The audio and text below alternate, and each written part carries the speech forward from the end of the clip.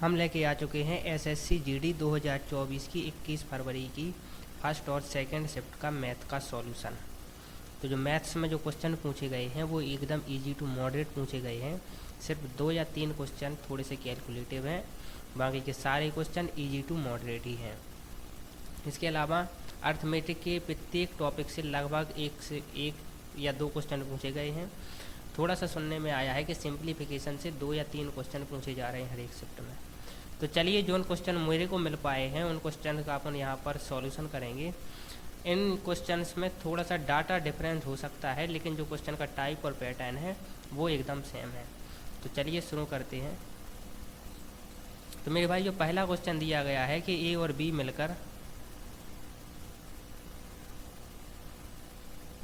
किसी कार्य को 12 दिनों में कर सकते हैं, बी और सी मिलकर उसी काम को 15 दिनों में कर सकते हैं, और सी प्लस ए मिलकर उसी कार्य को 20 दिनों में कर सकते हैं। तो ए बी सी मिलकर उस काम को कितने दिनों में करेंगे? तो पहले अपन 12, 15 और 20 का एलसीएम लेंगे, जो निकल के आएगा 60। 12 का भाग 60 में 5 बार जाएगा, 15 का भाग 60 में 4 बार जाएगा, और 20 का भाग 60 में 3 बार जाएगा। अब इन तीनों को ऐड करेंगे, तो जब इन तीनों को ऐड करेंगे मेरे भाई तो यहाँ से निकल के आएगा 2 टाइम ए बी प्लस सी, और जब इनकी एफिशिएंसियों को ऐड करेंगे 5 4 9 9 3 12, तो 2 टाइम ए बी सी बराबर 12 आया। तो मेरे भाई ए प्लस बी प्लस सी बराबर यहाँ से जो निकल के आएगा वो आएगा 12/2 इज इक्वल 6।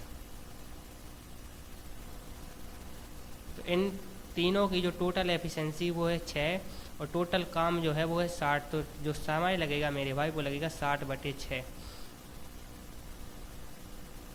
तो यहाँ से जो निकल के आएगा मेरे भाई 10, और यहाँ पर कार्य को उन्होंने बताया है दिनों में, तो अपन भी कहेंगे कि 10 दिन का टाइम लगेगा। तो तीनों को जो समय लगेगा मेरे भाई वो 10 दिन का समय लगेगा इस काम को करने के लिए। चलिए अगला क्वेश्चन देखते हैं। अगला क्वेश्चन मेरे भाई दिया गया है कि कोई व्यक्ति अपनी आय का 20% बचाता है, यदि उसके व्यय में 20% की वृद्धि होती है तो उसके आय में 29% की वृद्धि होती है, उसकी बचत में कितनी प्रतिशत वृद्धि होगी? तो मेरे भाई इस क्वेश्चन को करने के अपन 2 तरीके देखेंगे। एक जो हर एक टीचर कराता है, एक थोड़ा सा डिफरेंस, जिसके माध्यम से आप थोड़ा सा क्वेश्चन को जल्दी कर पाएंगे। तो देखिए मेरे भाई यहाँ पर लिखेंगे कि जो उनकी इनकम आय, यहाँ पर लिखेंगे बचत, और यहाँ पर लिखेंगे खर्चा। तो उसने दिया है मेरे भाई कि जो यदि उसकी आय 100 है तो वह 20% बचाता है, अर्थात 20 ही बचाता होगा, और जो मेरे भाई जो खर्चा करता होगा वो 80 करता होगा। अब उसने कहा है मेरे भाई कि यदि उसके व्यय में 20% की वृद्धि होती है, तो मेरे भाई यदि इसके खर्चे में 20% की वृद्धि करेंगे तो 80 का 20% निकालेंगे मेरे भाई तो 16 आएगा। तो यहाँ पर कहेंगे कि यस प्लस 16 की वृद्धि यहाँ पर होगी। और उसने कहा है कि यदि उसकी आय में 29% की वृद्धि होगी, तो मेरे भाई जो आय में जो 29% की वृद्धि होगी तो यहाँ से निकल के आएगा 100 का 29% 29 ही होता है, 80 का 20% 16 होता है।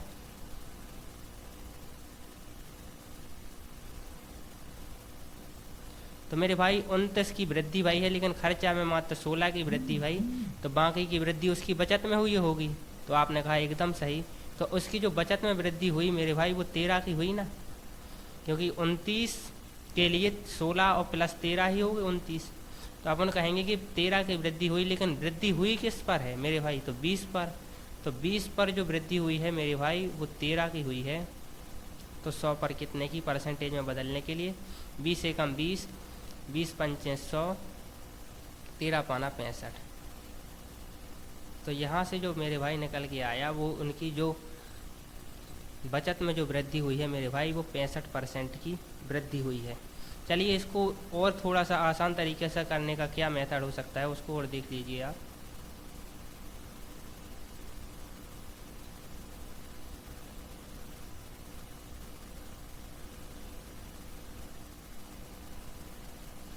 मेरे भाई यहाँ पर लिखी उनकी आय 100। तो इसका जब अपन रेशियो लेंगे तो यहाँ से 0 कट जाएगा, 0 कट जाएगा, 0 कट जाएगा। यहाँ से 2 से भी डिवाइड कर सकते हैं, तो यहाँ पर आएगा 5:1:4। यही तो आएगा मेरे भाई। तो अपन यहाँ पर लिखेंगे कि उनकी बचत है मेरे भाई, उस बचत में अपन को पता नहीं कितने परसेंट की वृद्धि हुई, तो अपन लिखेंगे कि पता नहीं कितने परसेंट की वृद्धि हुई, तो यहाँ लिखेंगे X%। थोड़ा सा ध्यान से देखिए, बिल्कुल टाइम नहीं लगेगा, लेकिन आपको समझने की यहाँ पर कोशिश करनी है। उनके खर्चा में उसने बताया है कि उसकी जो व्यय में है वो 20% की वृद्धि हुई है, तो यहाँ पर लिखेंगे मेरे भाई उसके जो खर्चा है उसमें 20% की वृद्धि हुई है, तो प्लस 20%। अब मेरे भाई उसने खुद दिया है कि उसकी आय में जो वृद्धि हुई है वो 29% की वृद्धि हुई है मेरे भाई, तो आय में अपन लिखेंगे कि 29% की वृद्धि हुई है। अब मेरे भाई आप यहाँ से देखना, यहाँ पर लिखा है बचत, यहाँ लिखा है खर्चा। तो मेरे भाई आप यहाँ से देखना कि उसकी जो बचत है वो 1 की हो रही थी, तो बचत के नीचे अपन यहाँ पर लिखेंगे 1, खर्चा के नीचे लिखेंगे मेरे भाई 4, क्योंकि यही तो है बचत और खर्चा का रेशियो 1:4। इसको देखना मेरे भाई। अब आप यहाँ पर इसमें लगाएंगे एलिगेशन, इसमें आप लगाएंगे एलिगेशन।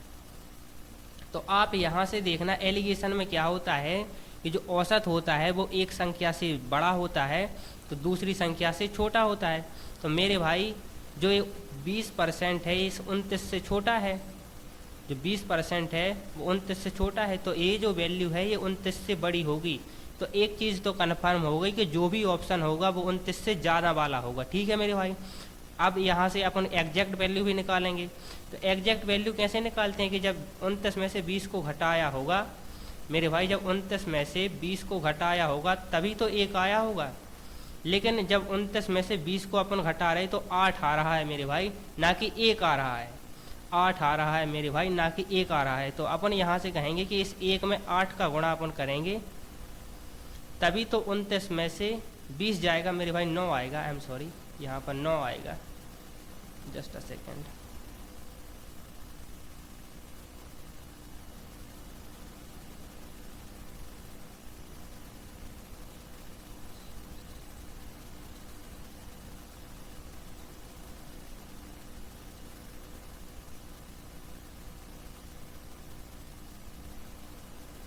मेरे भाई मेरे बोलने पर मत आइए, आप यहाँ पर देखना, थोड़ा सा एक्सपीरियंस नहीं है ना। तो आप यहाँ से देखना कि जो रेशियो दिया है वो 1:4 दिया है। तो मेरे भाई एलिगेशन में बेसिकली होता क्या है कि जो औसत होता है, जो बीज वाली संख्या होता है वो 1 से बड़ी होती है, दूसरे से छोटी होती है। मेरे भाई 29 ये इससे तो बड़ा है तो इससे तो छोटा होगा। तो इसमें से जब यह घटा होगा, जब 29 में से 20 घटाया गया होगा तब 8 आया होगा, लेकिन आ रहा है 1। तो मेरे भाई 8 लाने के लिए यहाँ पर 8 से गुणा कर 9 से गुणा कर सकते हैं, फिर से 8 बोल दिए। तो यहाँ पर 9 से गुणा कर सकते हैं, तब अपन कहेंगे कि 29 में से 20 जाएगा तब 9 बचेगा। तो यहाँ मेरे भाई 9 से गुणा हुआ, तब यहाँ भी तो अपन को 9 से गुणा करना पड़ेगा, क्योंकि अगर रेशियो में अगर एक संख्या से गुणा किया है, यहाँ पर भी देखना आप, अगर यहाँ पर 9 से गुणा किया है मेरे भाई तो यहाँ भी 9 से गुणा करना पड़ेगा, यहाँ भी 9 से गुणा करना पड़ेगा। तो मेरे भाई यहाँ जब 9 से गुणा किया तो आया 36 निकल के। तो मेरे भाई जब 29 में से 20 को घटाया गया होगा तब 9 आया होगा, और जब 29 में से 36 को जोड़ेंगे तब ये संख्या आई होगी, क्योंकि इसमें से इसको घटाया गया होगा और इसमें से इसको घटाया गया होगा। तो मेरे भाई 29 और 36 को अपन जब ऐड करेंगे तो 9 6 15, 3 2 5 और 1 6, तो यहाँ से भी 65% निकल के आया। तो ये क्वेश्चन को करने का दूसरा तरीका है, आप इस तरीके से भी क्वेश्चन को सॉल्व कर सकते हैं। थोड़ा सा समझने में दिक्कत आएगी, लेकिन अगर आप इस तरीका सीख गए तो सेकंडों में क्वेश्चन को कर सकते हैं इस प्रकार के। चलिए अगला क्वेश्चन देखते हैं। अगला क्वेश्चन दिया गया है मेरे भाई कि यदि किसी त्रिभुज का आधार उसकी ऊंचाई का 2/3 है, यदि त्रिभुज का क्षेत्रफल 90 सेंटीमीटर वर्ग है तो त्रिभुज का आधार ज्ञात कीजिए। तो मेरे भाई सबसे पहले अपन को यहाँ पर लिखना होगा त्रिभुज का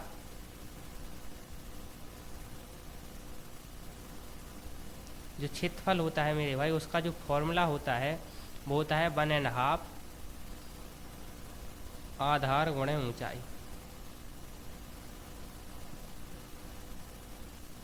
यही होता है मेरे भाई। और क्वेश्चन ने अपन से ये बोला है कि जो आधार है वो ऊंचाई का 2/3 है। तो मेरे भाई अब आधार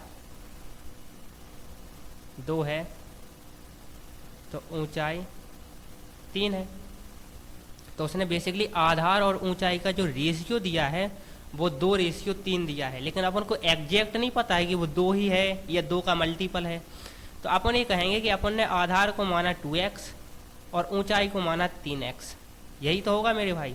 अब अपन यहाँ से आधार का जो क्षेत्रफल दिया गया है जो त्रिभुज का, वो दिया गया है 90 वर्ग सेंटीमीटर। तो यहाँ पर लिखेंगे 90, यहाँ पर लिखेंगे 1/2 गुणे आधार मेरे भाई अपन ने माना है 2x गुणे ऊंचाई जो अपन ने मानी है वो 3x। यहाँ से मेरे भाई 2 से 2 कैंसिल भी हो जाएगा, ये 3 उस साइड जाएगा,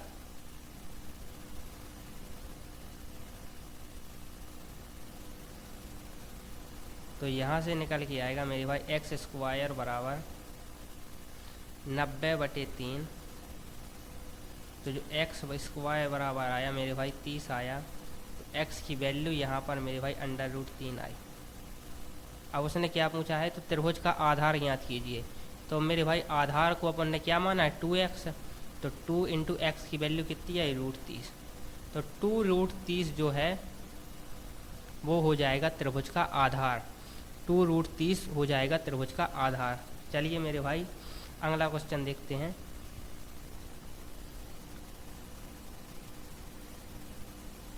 अगला क्वेश्चन दिया गया है कि 20% वार्षिक चक्रवृद्धि ब्याज की दर पर 2 वर्षों का चक्रवृद्धि ब्याज क्या होगा यदि लिया गया मूलधन 13,000 है। तो इस क्वेश्चन को भी सॉल्व करेंगे मेरे भाई। तो अपन ये कहेंगे कि जो दर दी गई है मेरे भाई वो दी गई है 20%। 20% की फ्रिक्शन मेरे भाई होती है 1/5।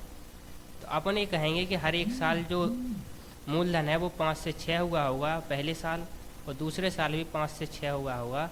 तो 5 × 25, तो 25 से मेरे भाई जो मूलधन है 6 × 6 करेंगे 36 है। जो मूलधन की मेरे भाई जो रियल वैल्यू है वो 13,000 है।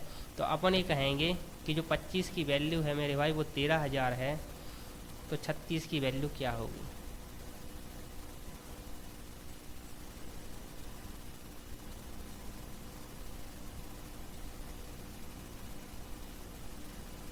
तो यहाँ से काटेंगे 25 से कम 25 आएगा, 25 × 5 125 होगा, 25 दूनी 50 होगा और एक 0 आएगा। अब करेंगे 520 × 36। तो अब आप यहाँ से कर भी सकते हो, मैं ही करा देता हूँ। 0 6 दूनी 12, 1 को कैरी करेंगे, 6 × 5 30 और 1 31 आएगा। 0 3 दूनी 6 और 3 × 5 15। तो 0 2 6 और 1 7, 5 और 3 8 और 1।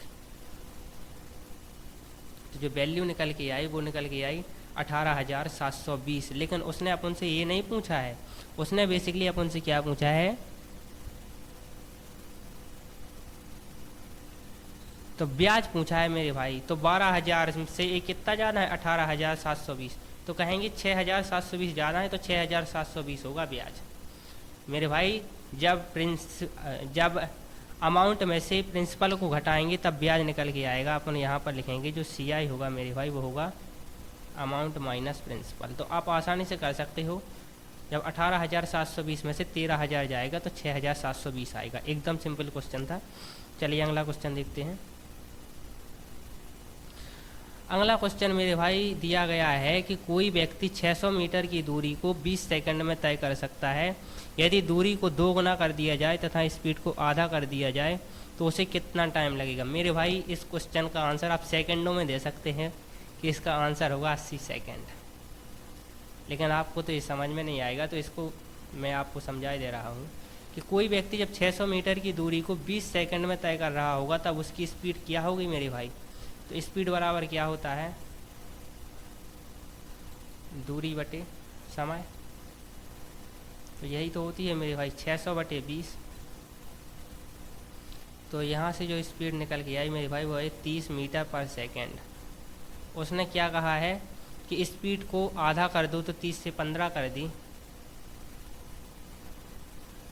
और डिस्टेंस को दोगुना कर दो तो 600 से 1200 हो गई मीटर।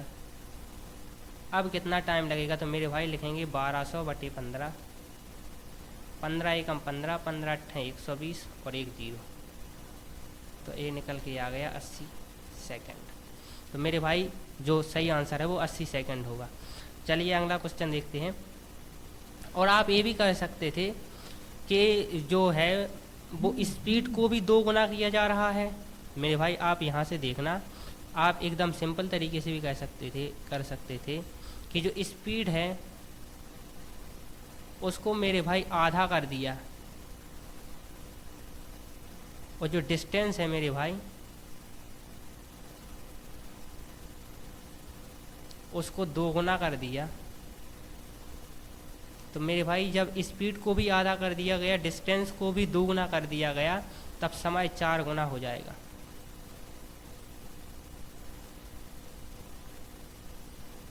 और पहले समय 20 सेकंड था, तो 20 का 4 गुना ही तो मेरे भाई 80 होता है। तो आप एकदम आसान तरीके से इस क्वेश्चन को कर सकते थे। चलिए अगला क्वेश्चन देखते हैं। अगला क्वेश्चन है मेरे भाई कि किसी मिश्रण में दूध और पानी का अनुपात 2:3 है। यदि मिश्रण में कुछ मात्रा में दूध मिलाया गया जिससे दूध और पानी का अनुपात 10:3 हो गया, तो प्रारंभ में दूध की मात्रा क्या थी।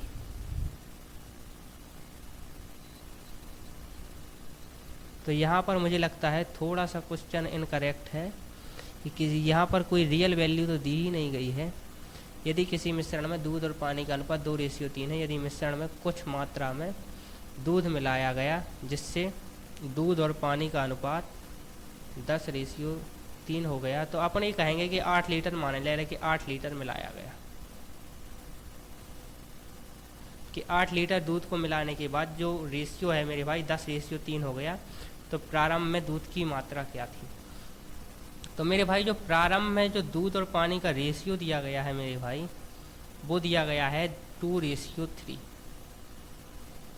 और जो मेरे भाई जो अंतिम में है, माने जो लास्ट टाइम है, अर्थात जब 8 लीटर इसमें क्या मिलाया गया, 8 लीटर जब दूध मिलाया गया,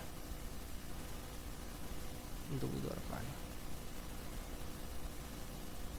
मेरे भाई जब इसमें 8 लीटर दूध को ऐड कर दिया गया तब रेशियो हो गया 10:3। तो मेरे भाई जब अपन इसमें पानी मिला रहे थे तो क्या दूध में चेंजेस हो गए, कहेंगे एकदम नहीं। जो दूध पहले जितना था प्रारंभ में उतना ही लास्ट में होगा। तो प्रारंभ में भी यहाँ पर भी दिया गया है कि प्रारंभ में दूध 3 था और लास्ट में भी दूध 3 ही है, तो इसका मतलब दूध में कोई चेंजेस इस रेशियो में भी नहीं हुआ है। तो अपन ये कहेंगे कि दूध 2 से 10 हो गया, अर्थात दूध में 8 रेशियो की वृद्धि हुई है, और 8 रेशियो की जो वैल्यू है वो 8 लीटर है।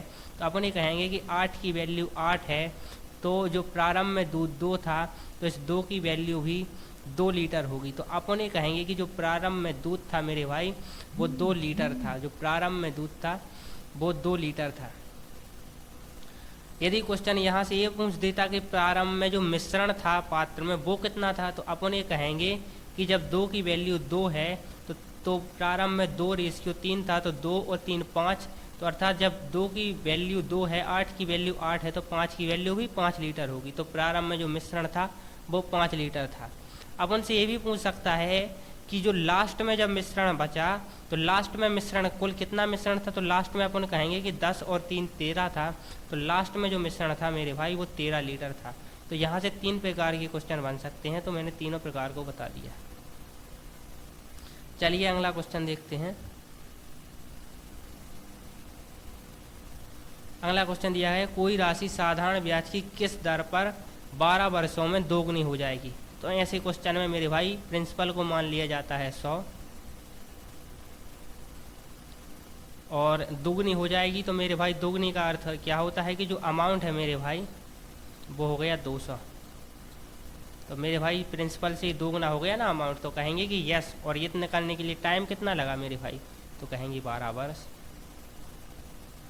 उसने मेरे भाई अपन से पूछा है दर, तो दर का जो फॉर्मूला होता है वो आप लिख लीजिए। दर बराबर होता है साधारण ब्याज के केस में ब्याज गुणे 100 बटे मूलधन गुणे समय। तो लिख सकते हैं कि जो मेरे भाई जो ब्याज है वो यहाँ पर देखना मेरे भाई, प्रिंसिपल है वो 100 है, अमाउंट जो है वो 100 है, तब ब्याज भी तो जो ऐसा ही है मेरे भाई वो भी तो 100 निकलेगा, क्योंकि जब 200 में से 100 को घटाएंगे तो 100 ही आएगा। तो 100 इंटू 100, मूल्यन भी मेरे भाई 100 ही था, और समय मेरे भाई दिया गया है इन्होंने 12 वर्ष। तो ये 100 से 100 कैंसिल हो जाएगा और आंसर आएगा 100/12, जिसे लिख सकते हैं 25/3। तो यहाँ से निकल के आएगा मेरे भाई 8 सही 1/3। तो 8 सही 3/3 % पर एनम। तो मेरे भाई जो रेट होगी वो 8 सही 1/3% होगी। चलिए मेरे भाई अगला क्वेश्चन देखते हैं।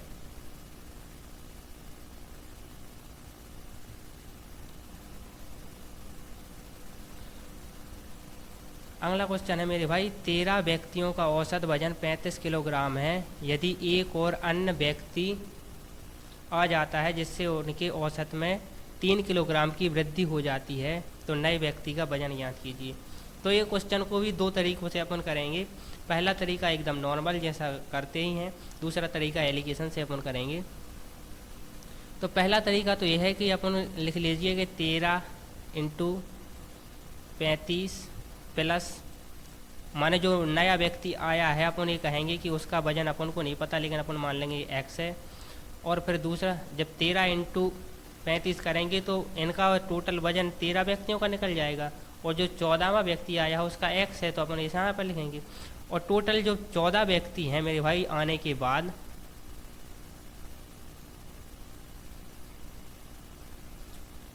यहाँ पर थोड़ी सी डाटा में मिस्टेक है, यहाँ पर शायद 12 था, यहाँ पर जस्ट अ सेकेंड, फिर थोड़ी सी कैलकुलेशन लेंदी हो जाएगी।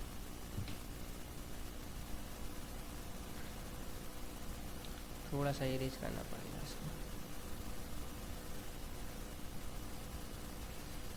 तो यहाँ पर अपन कहेंगे कि जो 12 व्यक्तियों का औसत वजन है मेरे भाई 35 किलोग्राम है, तो अपन लिखेंगे कि इनका टोटल वजन होगा 12 इंटू 35। अपन ने माना कि जो नया व्यक्ति आया उसका वजन x किलोग्राम है। उसके बाद औसत में 3 किलोग्राम की वृद्धि हो गई उसके आने से, तो अपन ही कहेंगे कि जो औसत है वो 12 से 15 शिफ्ट हो गया होगा। नहीं मेरे भाई, औसत तो 35 है।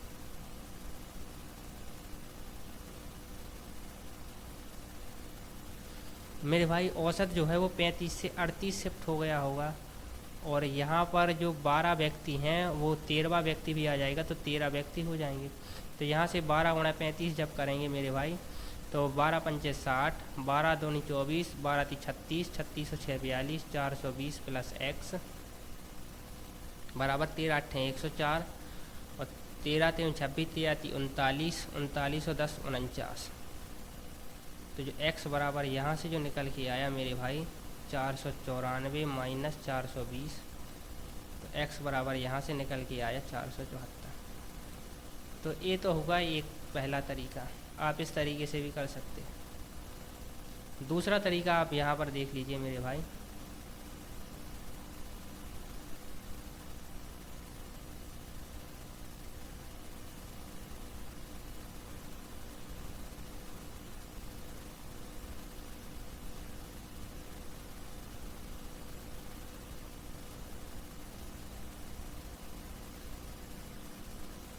अपन ये कहेंगे मेरे भाई जो 35 औसत दिया गया है वो दिया गया है मेरे भाई 12 व्यक्तियों का। अपन ये कहेंगे कि जो नया व्यक्ति आया है उसका जो वजन है वो x है, अपन को पता नहीं क्या है, और उसकी संख्या 1 है। और मेरे भाई उसके आने के बाद जो औसत हो जाता है होगा वो 38 हो जाता होगा, यही तो है 35 से 3 38। अब यहाँ पर भी सेम एलिगेशन मेथड से अपन कर रहे हैं, एलिगेशन से। अगर वहाँ पर आप नहीं समझ पाए थे तो यहाँ पर देखना मेरे भाई। एलिगेशन का मतलब क्या होता है कि जो बीच वाला है वो इससे छोटा होगा तो इससे बड़ा होगा, और इससे बड़ा होगा तो इससे छोटा होगा। तो अपन ये देख रहे हैं कि जो 38 है मेरे भाई इससे छोटा है, 38 इससे तो बड़ा है मेरे भाई, तो इससे छोटा होगा। तो अपन ये कहेंगे कि जो वैल्यू यहाँ पर आने वाली है वो 38 से ज़्यादा आने वाली है, एक चीज़। दूसरी चीज़ अपन यहाँ से देखेंगे मेरे भाई, जब इसमें से इसको घटाया गया होगा तभी तो एक आया होगा, लेकिन मेरे भाई जब 38 में से अपन 35 को घटाते हैं तो 3 आता है, ना कि 1 आता है। तो 3 आने के लिए अपन यहाँ पर 3 से गुणा कर देंगे। तो अब यहाँ पर देखना मेरे भाई, 38 में से 35 जाएगा तो 3 बचेगा। आप कभी भी ऐड मत करने लगना कि यहाँ पर +3 कर दिया, यहाँ पर +3, तो ये गलत हो जाएगा। फिर रेशियो बेसिकली जो ये दिया है, ये 12:1 की संख्या दी गई है। तो आप यहाँ पर ऐड नहीं कर सकते हैं, वो तो मल्टीपल से ही अपन को इनका डिफरेंस ले आना पड़ेगा। तो अपन ये कहेंगे कि 38 में से 35 जाएगा तो 3 बचेगा, लेकिन बच 1 रहा है, तो 3 बचाने के लिए अपन यहाँ पर 3 से गुणा करेंगे। तो यहाँ पर भी मेरे भाई 3 से गुणा हो जाएगा, तो ये हो जाएगा 12, 12 24, 12 36। मेरे भाई ये 35 38 से छोटा है, तो जो ये x है ये 38 से बड़ा होगा। और ये आएगा कैसे, जब 38 और इस 36 को ऐड करेंगे। तो मेरे भाई जब 38 और 36 को ऐड करेंगे तो यहाँ से भी 74 निकल के आया। तो ये क्वेश्चन को करने का एकदम सिंपल तरीका है, बिल्कुल एक ही लाइन में आप कर सकते हो। चलिए अगला तरीका देखते हैं, अगला क्वेश्चन देखते हैं। तो मेरे भाई जो अगला क्वेश्चन है वो दिया गया है, 6 पुरुष और 8 महिलाएं किसी कार्य को 10 दिनों में कर सकते हैं, जबकि 13 पुरुष और 24 महिलाएं इस कार्य को 4 दिनों में कर सकते हैं। तो इस काम को 10 पुरुष व 12 महिलाएं कितने दिनों में करेंगे। तो मेरे भाई इस क्वेश्चन को करने का कुछ अलग सा तरीका बताएंगे, या यह यूट्यूब पर नहीं बताया हुआ किसी ने, एकदम नया तरीका है। यदि आपको पसंद आया तो इस तरीके से भी कर सकते हो, बाकी जो उस तरीके से आप करते हो उस तरीके से भी आप कर सकते हो। तो इस तरीके में अपन बेसिकली जो पुरुष और महिलाएं दी गई हैं उनमें से एक की एफिशिएंसी को फिक्स कर लेंगे, उसके बाद अपन करेंगे तो थोड़ा सा सिंपल हो जाएगा। तो अपन ये कहेंगे मेरे भाई कि अपन ने जो महिला की एफिशिएंसी मान ली है वो 1 है, जो एक महिला की एफिशिएंसी है मेरे भाई वो उसको अपन ने 1 मान लिया, ठीक है। अब अपन ने 1 की एफिशिएंसी को फिक्स कर दिया। तो मेरे भाई 6 पुरुष की एफिशिएंसी अपन को नहीं पता, पुरुष की एफिशिएंसी x है, अपन को नहीं पता। तो मेरे भाई 6 पुरुष हैं तो 6 पुरुष की एफिशिएंसी मेरे भाई 6x होगी। 8 महिलाएं हैं तो अपन ने 1 महिला की एफिशिएंसी को 1 मान लिया है, तो 8 महिला की एफिशिएंसी कितनी होगी, 8 होगी।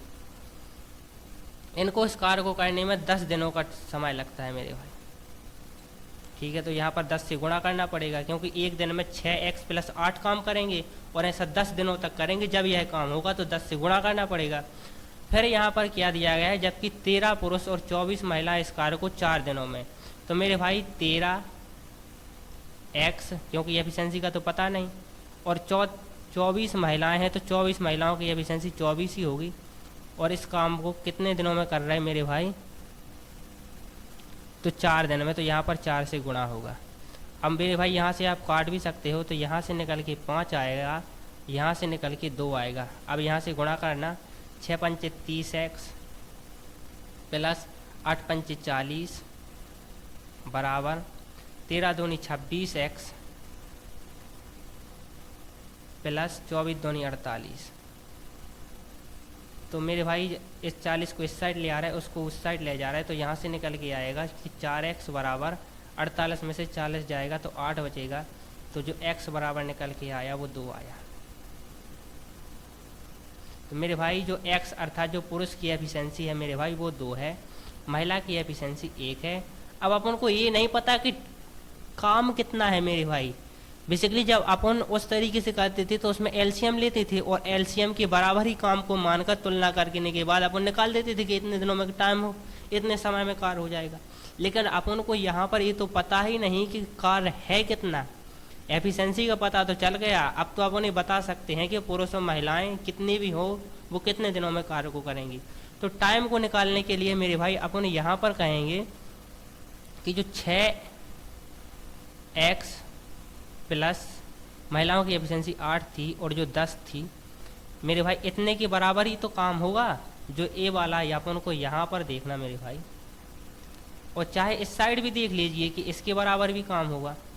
तो बेसिकली अपन ने औरत की अर्थात जो महिला की है उसकी तो एफिशिएंसी को लिख लिया था, पुरुष की एफिशिएंसी को और 2 से यहाँ पर गुणा करेंगे तो यहाँ से निकल के आएगा 6 दूनी 12 और 8 20, 20 गुणा 10 तो 200। तो टोटल जो मेरे भाई काम निकल के आया मेरे भाई जो वहाँ पर एलसीएम के रूप में आता है, यहाँ पर इस प्रकार आ रहा है। तो जो काम है मेरे भाई वो 200 है। अब अपन ने मेरे भाई काम को भी निकाल लिया, महिला की एफिशिएंसी 1 है, पुरुष की एफिशिएंसी 2 है, इसको भी निकाल लिया। तो अब अपन यहाँ पर कहेंगे कि 10 पुरुष, तो मेरे भाई एक पुरुष की एफिशिएंसी 2 है, तो 10 पुरुषों की एफिशिएंसी 20 होगी। और फिर क्या कहा है कि 12 महिलाएं, 12 महिलाओं की जो एफिशिएंसी है वो 12 होगी मेरे भाई। तो टोटल एक दिन की जो एफिशिएंसी से काम करेंगे मेरे भाई वो 32 होगी। और टोटल काम है कितना मेरे भाई 200 है, तो लिखेंगे 200/32।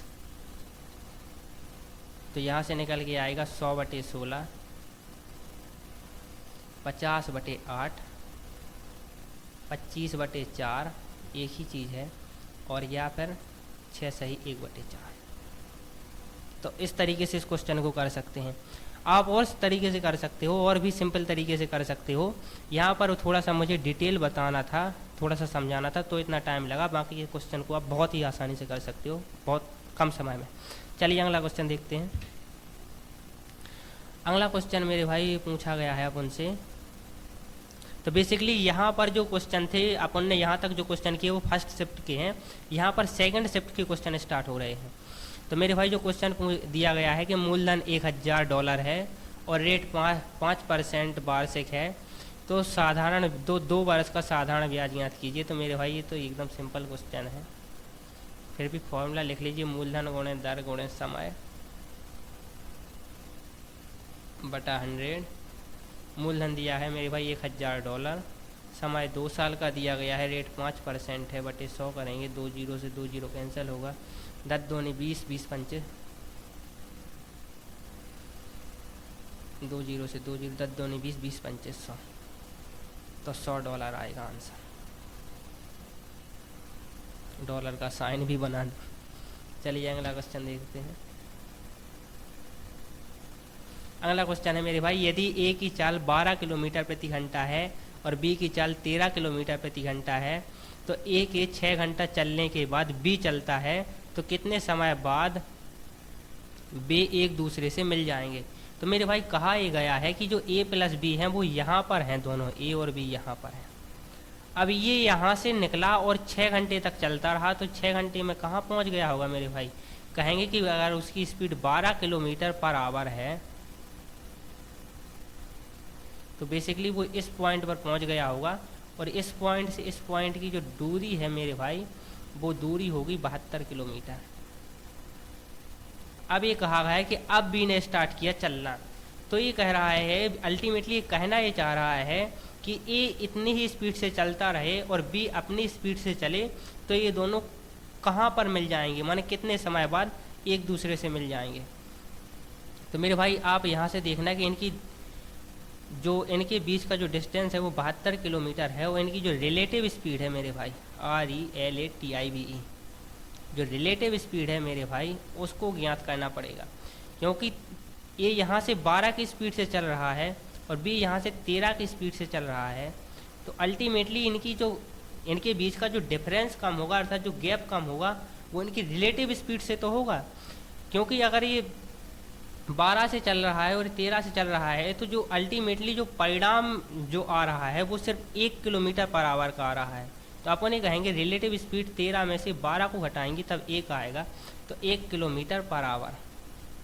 तो मेरे भाई इनकी relative speed 1 kilometre per hour है। इसका मतलब ये है कि अगर इनके बीच का जो डिफरेंस है मात्र 1 किलोमीटर का होता, तब ये 1 घंटे में एक दूसरे से मिल जाते। लेकिन इनका जो डिफरेंस है मेरे भाई वो 72 किलोमीटर का है।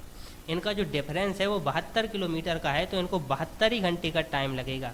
तो अपन ये कहेंगे कि इनको जो टाइम लगेगा वो 72 किलोमीटर का लगेगा। आप यहाँ से फॉर्मूला द्वारा भी निकाल सकते हैं कि जो समय बराबर आएगा वो आएगा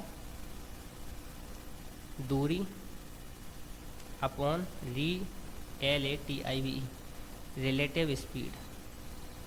मेरे भाई जो दूरी दी गई है वो 72 किलोमीटर है और relative speed 1 kilometre per hour है, तो 72/1 बराबर 72 ही होता है। तो यह भी क्वेश्चन पूछा गया है। चलिए अगला क्वेश्चन देखते हैं। अगला क्वेश्चन दिया गया है मेरे भाई 2/3A = 4/5B। तो A plus B, A ratio B का मान याद कीजिए। तो यहाँ से कर सकते हैं 2 एकम 2, 2 दूनी 4, ये 3 इस साइड आएगा, ये बी उस साइड जाएगा, तो ए अपॉन बी जो निकल के आया मेरे भाई वो आया 6/5। चलिए अगला क्वेश्चन देखते हैं।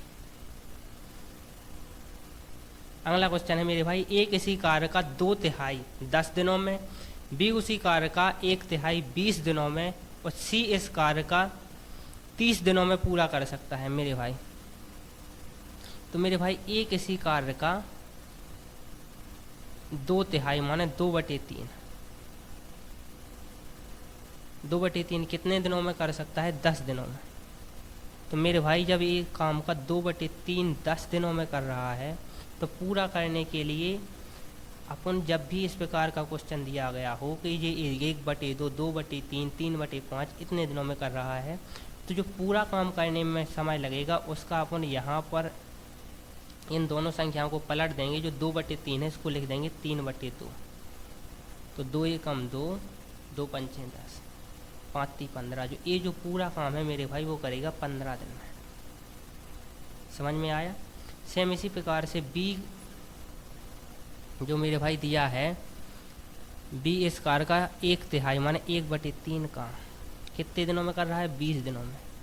तो पूरा काम करने के लिए अपन यहाँ पर भी पूरा काम करने के लिए 20 जो 1/3 लिखा है उसको 3/1 से गुणा कर देंगे, तो पूरा काम मेरे भाई 60 दिनों में करेगा, 60 दिन। और सी के लिए दिया ही गया है कि जो सी यह काम है वो 30 दिनों में कर पाता है।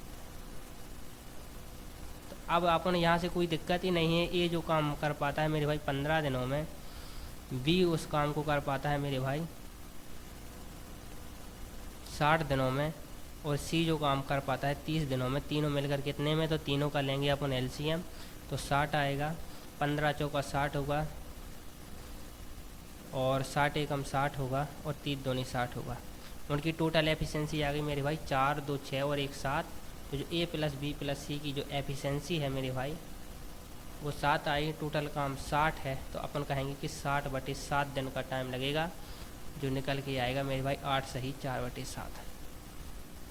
तो इस प्रकार का क्वेश्चन भी सेकंड शिफ्ट में पूछा गया है। चलिए अगला क्वेश्चन देखते हैं। अगला क्वेश्चन दिया गया है मेरे भाई 30/150 समानुपात का चिन्ह है, उसके बाद लिखा है 50/x। तो x का मान याद कीजिए। तो मेरे भाई इस प्रकार के क्वेश्चन को करने के लिए जो बाहर वाले हैं इन दोनों का मल्टीपल किया जाता है, और अंदर वाले इन दोनों का मल्टीपल किया जाता है, और दोनों को इक्वल कर लिया जाता है। अर्थात यहाँ पर कहेंगे कि 30 इंटू जो x की जो वैल्यू होगी मेरे भाई वो होगी 150 इंटू 50। तो यहाँ पर x का मान अपन को चाहिए 1 0 से 1 0 जाएगा, 3 एकम 3, 3 5 15, x बराबर यहाँ से निकल के आया मेरे भाई 250। तो 250 इस क्वेश्चन का राइट आंसर होगा। बेसिकली ये इस प्रकार लिखे रहते हैं कि a अपॉन बी समानुपात का चिन्ह हटता है, बराबर आता है b अपॉन सी। तो इन दोनों का मल्टीपल मेरे भाई इन दोनों के बराबर होता है। बेसिकली यहाँ पर c और d आएगा, अलग अलग आता है। तो a रेशियो b बराबर c रेशियो d, तो a इंटू डी बराबर होता है मेरे भाई b इंटू सी। चलिए अगला क्वेश्चन देखते हैं। अगला क्वेश्चन दिया गया है मेरे भाई, यदि किसी घन की भुजा की लंबाई 6 सेंटीमीटर हो तो घन का वक्र पृष्ठीय क्षेत्रफल क्या होगा? तो मेरे भाई घन का जो वक्र पृष्ठ का क्षेत्रफल का जो फॉर्मूला होता है मेरे भाई वो होता है 4a²। तो 4a की वैल्यू मेरे भाई a अर्थात a का अर्थ है भुजा, तो 4 इंटू 6 इंटू 6, तो 6 छंग 36 होगा, 36 गुणे 4 करेंगे, 36 दूनी 72 दूनी 144। तो 144 सेंटीमीटर स्क्वायर इस क्वेश्चन का राइट आंसर होगा। चलिए अगला क्वेश्चन क्या दिया गया है। तो अगला क्वेश्चन दिया गया है मेरे भाई 4 संख्याओं का औसत 24 है। तो मेरे भाई दिया गया है कि 4 संख्याओं का औसत 24 है।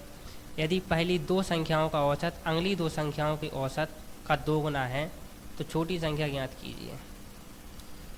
तो मेरे भाई जो 4 संख्याओं का औसत 24 है, तो वो उन संख्याओं का योग कितना होगा? तो अपन कहेंगे 24 इंटू 4, पहली दो संख्याओं का औसत मान लिया अपन ने x है,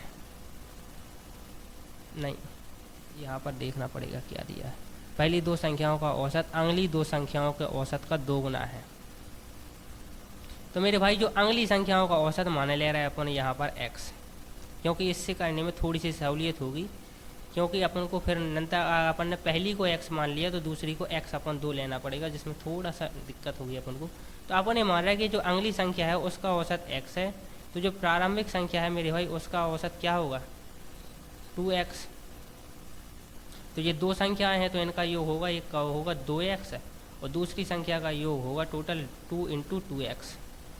तो यहाँ से 2 को कॉमन भी ले सकते हैं मेरे भाई, तो यहाँ से निकल के आया x + 2x बराबर यहाँ पर होगा 24 × 4, यहाँ पर काट सकते हैं 2 × 2, 2 दूनी 4, 24 दूनी 48 बराबर x और 2x होगा 3x, 3x बराबर 48, तो x बराबर निकल के आया 16। तो x बराबर 16 आया, तो मेरे भाई x बराबर अगली संख्या का औसत 16 होगा और जो प्रारंभिक संख्या है, प्रारंभिक दो संख्या हैं उनका औसत 32 होगा। क्वेश्चन ने क्या पूछा है, तो छोटी संख्याओं का औसत क्या होगा। तो मेरे भाई छोटी संख्याओं का औसत अपन ने बता तो दिया 16 होगा, क्योंकि यही संख्याएं छोटी होंगी मेरे भाई, ये तो बड़ी होंगी दोनों संख्याएं। चलिए अगला क्वेश्चन देखते हैं। अगला क्वेश्चन है मेरे भाई 2 साल का चक्रवृद्धि ब्याज 1342 है, मूलधन 1250 है, वार्षिक चक्रवृद्धि ब्याज की वार्षिक चक्रवृद्धि दर ज्ञात कीजिए यदि चक्रवृद्धि ब्याज की गणना 6 माही हो। तो ये क्वेश्चन थोड़ा सा बढ़िया आया है। तो मेरे भाई 6 माही के केस में अपन करते क्या हैं, तो अपन यहाँ पर की पॉइंट लिख लीजिए कि जो वार्षिक रेट होती है मेरे भाई उसको तो सबसे पहले अपन आधा कर देते हैं, वार्षिक दर को आधा कर देते हैं।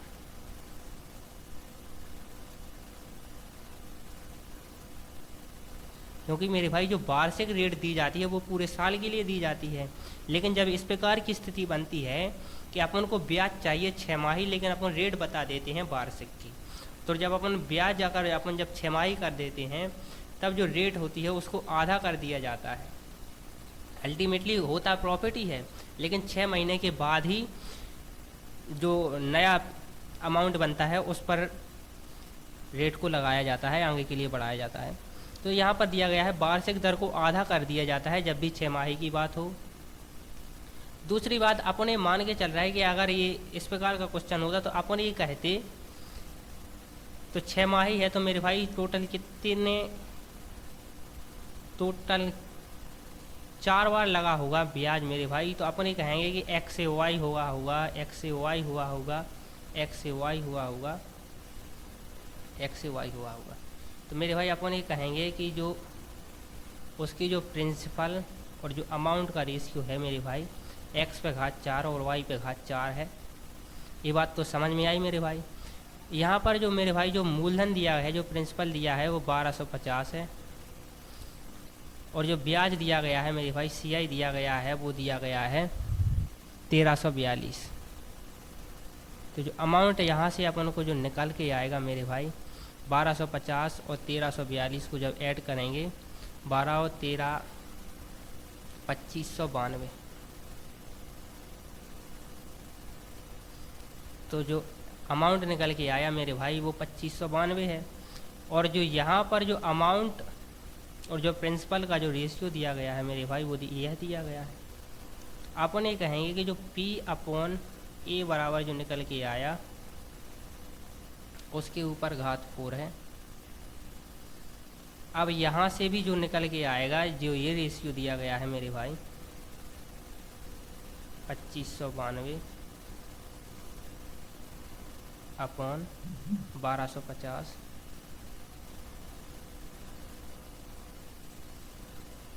इसको अपन मेरे भाई 2 से डिवाइड भी कर सकते हैं।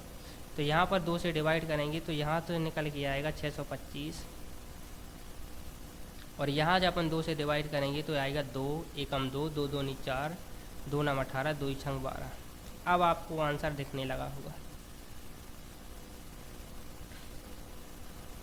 तो मेरे भाई ये 625 होता है, ये 5 पे घात 4 का मान ही तो होता है। और ये जो 1296 है मेरे भाई, ये 6 पे घात 4 का मान होता है। जब 36 गुणा 36 करेंगे तब आता है। तो अपन ये कहेंगे कि जो P अपॉन A पर जो घात 4 है उसको अपन लिख सकते हैं क्या, अल्टीमेटली यहाँ पर थोड़ी सी मिस्टेक कर रहे हैं अपन, और मिस्टेक कर रहे समझ नहीं रहा है, बाकी कर तो सही रहा है। यहाँ पर मैंने लिख दिया है, यहाँ पर आएगा अमाउंट, यहाँ पर प्रिंसिपल, यहाँ पर अमाउंट, यहाँ पर प्रिंसिपल, उल्टा लिख रहा हूँ मैं, यहाँ पर अमाउंट और यहाँ पर प्रिंसिपल। तो 6/5 पे घात 4 और यहाँ पर भी घात 4, तो 4 से 4 कैंसिल हो जाएगा। तो जो मेरे भाई जो अमाउंट और जो प्रिंसिपल है उसका रेशियो आया 6:5। तो अर्थात कोई चीज़ 5 से 6 हो रही एक साल में, तो अर्थात जब 5 पर 1 की वृद्धि होती है तब क्या होता है 20%। 1 की वृद्धि 5 पर तो 100 पर कितना, तो निकल के आता है 20% मेरे भाई। लेकिन ये जो 20% निकल के आया है, जो 20% निकल के आया है, ये छमाही के हिसाब से आया है। अगर अपन को वार्षिक चक्रवृद्धि ब्याज की जो दर बतानी है तो वो होगी दुगनी। मैंने आपको सबसे पहले ये पॉइंट भी लिखवाया था कि वार्षिक दर आधा कर देते हैं जब भी छमाही के रूप में CI की गणना होती है। तो जो ओरिजिनल दर निकल के आएगी वो आएगी 40%। तो ये रहा मेरे भाई SSC GD की 21 फरवरी की फर्स्ट और सेकंड शिफ्ट का सॉल्यूशन।